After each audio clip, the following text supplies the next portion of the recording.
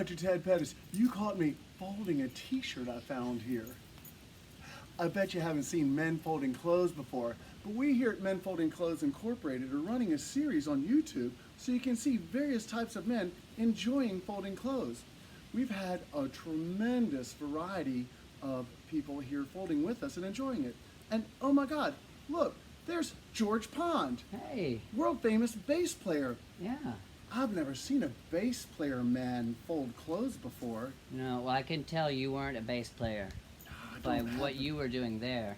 Well, yes, Was I'm this- a little more scattered. Yeah, no, this is a little bit more folkier than my style. Well, show us what you've got, Mr. Bassman. Okay, actually, I learned this a long time ago from Uncle Sam. Okay? Uncle Sam showed me that you gotta crisp all your edges up, right? Oh, crisp at the edges. Like You're making granola? these folds over like so. One more fold like so. And then, boom. Ooh, You see that? Yeah. that is new and unusual for me. Yeah. Wow, well, how about that, folks? Hey, Another man has folded.